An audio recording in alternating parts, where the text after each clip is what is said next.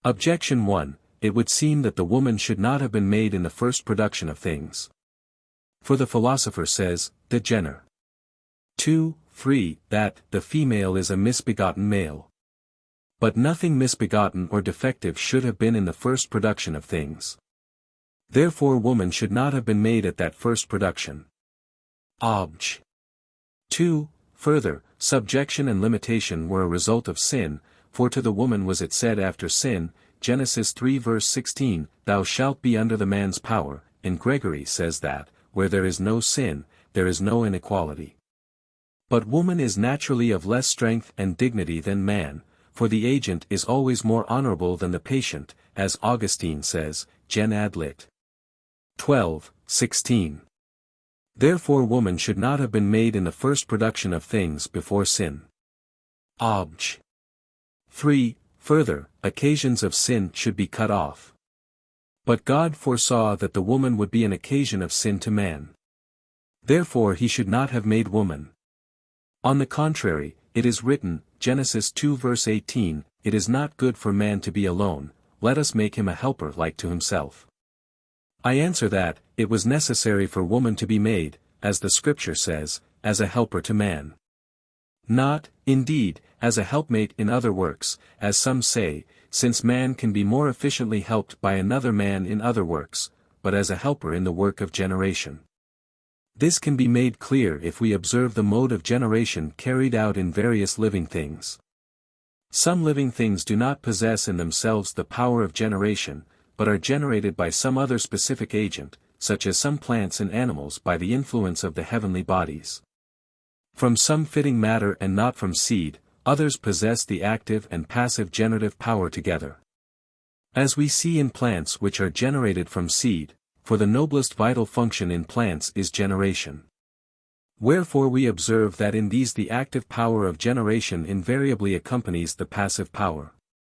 Among perfect animals the active power of generation belongs to the male sex, and the passive power to the female.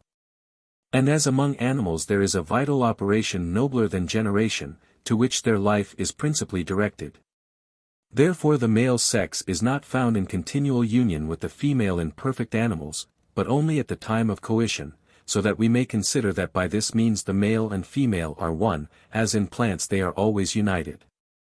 Although in some cases one of them preponderates, and in some the other. But man is yet further ordered to a still nobler vital action, and that is intellectual operation. Therefore there was greater reason for the distinction of these two forces in man, so that the female should be produced separately from the male, although they are carnally united for generation. Therefore directly after the formation of woman, it was said, and they shall be two in one flesh, Genesis 2 verse 24. Reply Obj. 1. As regards the individual nature, woman is defective and misbegotten, for the active force in the male seed tends to the production of a perfect likeness in the masculine sex. While the production of woman comes from defect in the active force or from some material indisposition, or even from some external influence, such as that of a south wind, which is moist, as the philosopher observes, de gener. Animal. 4, 2. On the other hand, as regards human nature in general, woman is not misbegotten, but is included in nature's intention as directed to the work of generation. Now the general intention of nature depends on God, who is the universal author of nature. Therefore, in producing nature, God formed not only the male but also the female. Reply Obj. 2. Subjection is twofold. One is servile, by virtue of which a superior makes use of a subject for his own benefit. And this kind of subjection began after sin. There is another kind of subjection which is called economic or civil, whereby the superior makes use of his subjects for their own benefit and good, and this kind of subjection existed even before sin. For good order would have been wanting in the human family if some were not governed by others wiser than themselves. So by such a kind of subjection woman is naturally subject to man, because in man the discretion of reason predominates. Nor is inequality among men excluded by the state of innocence, as we shall prove, 96 Quetzales, a. 3. Reply Obj. 3.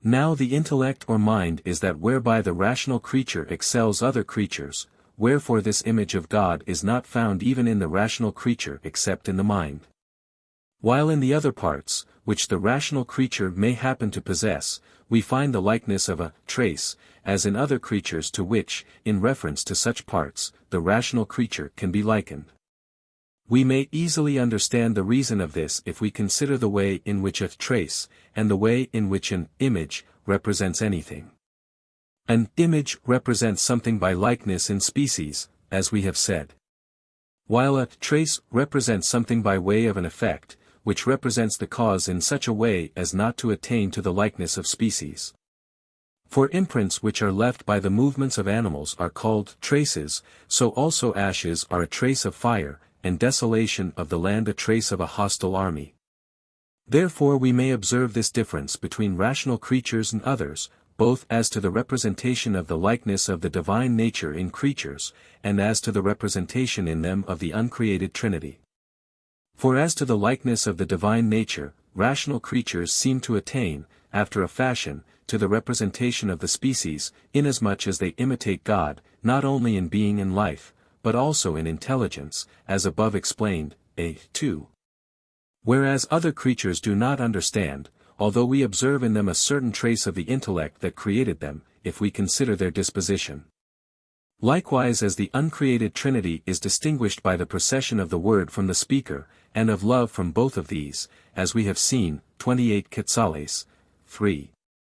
So we may say that in rational creatures wherein we find a procession of the word in the intellect, and a procession of the love in the will, there exists an image of the uncreated Trinity, by a certain representation of the species. In other creatures, however, we do not find the principle of the word, and the word and love, but we do see in them a certain trace of the existence of these and the cause that produced them. For in the fact that a creature has a modified and finite nature, proves that it proceeds from a principle, while its species points to the mental word of the maker, just as the shape of a house points to the idea of the architect. An order points to the maker's love by reason of which he directs the effect to a good end, as also the use of the house points to the will of the architect. So we find in man a likeness to God by way of an image in his mind. But in the other parts of his being by way of a trace. Reply Obj. 1. Man is called to the image of God, not that he is essentially an image, but that the image of God is impressed on his mind. As a coin is an image of the king, as having the image of the king. Wherefore there is no need to consider the image of God as existing in every part of man. Reply Obj. 2. As Augustine says, De Trin. 12:5, some have thought that the image of God was not in man individually, but severally.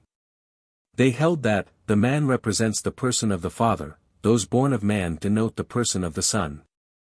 And that the woman is a third person in likeness to the Holy Ghost, since she so proceeded from man as not to be his son or daughter. All of this is manifestly absurd. First, because it would follow that the Holy Ghost is the principle of the Son, as the woman is the principle of the man's offspring. Secondly, because one man would be only the image of one person.